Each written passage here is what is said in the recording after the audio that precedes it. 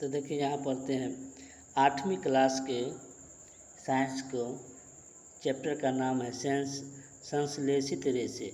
तो देखिए नायलॉन भी एक कृत्रिम रेशा है। क्या है नायलॉन? क्या है? एक कृत्रिम रेशा है जो इतना मजबूत होता है कि इससे नायलॉन पैराशूट चट्टान पर चढ़ने हेतु इससे रस्सी बनाया जाता है।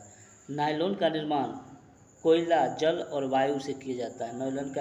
नायलॉन का निर्माण किससे किया जाता है? कोयला, जल और वायु से किया जाता है। पॉलिएस्टर क्या है? पॉलिएस्टर एक प्रकार का अन्य संश्लेषित रेशा है। इसका उपयोग वस्त्र निर्माण में किया जाता है। एक्रेलिक एक अन्य प्रकार का संश्लेषित रेशा है जो ऊन जैसा दिखाई देता है लेकिन कृत्रिम ऊन है। क्या है? कृत्रिम ऊन है।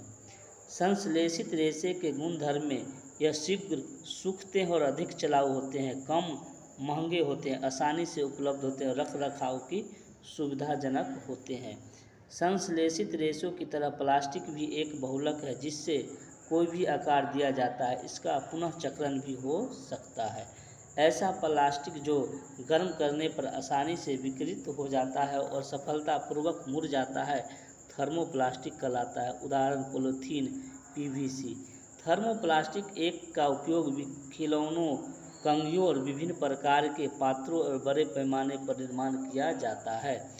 जिन प्लास्टिकों को ऊष्मा देकर नरम नहीं किया जा सकता है उसे थर्मोप्लास्टिक कहते हैं। Bakelite, melamine.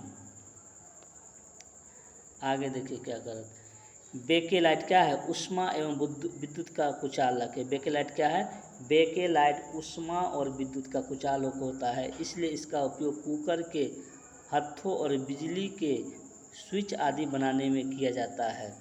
तो बेकेलाइट विद्युत का कुचालक होता है जिसके कारण इसका उपयोग किया जाता है कुकर के हत्थे और बिजली के स्विच आदि बनाने में किया जाता है बेकेलाइट का। मेलामाइन एक बहुउपयोगी पदार्थ है। मेलामाइन क्या है? एक बहुउपयोगी पदार्थ है जो आग का प्रतिरोधक है तथा अन्य प्लास्टिक की अपेक्षा इसमें ऊष्मा सहन करने की क्षमता होता है। इसका उपयोग फर्श की टाइल्स, रसोई के बर्तन, आग रोधी कपड़े बनाने में किया जाता है। आग बुझाने वाले कर्मचारियों के परिधान मेलामाइन की परत चढ़ी होती है उसे अग्निरोधक बनाती है। प्लास्टिक वायु तथा जल से भी अभिक्रिया नहीं करती है।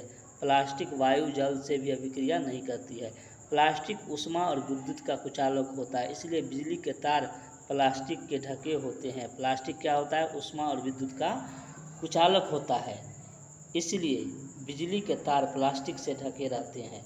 तो प्लास्टिक ऊष्मा और विद्युत का कुचालक होता है। टेफ्लॉन।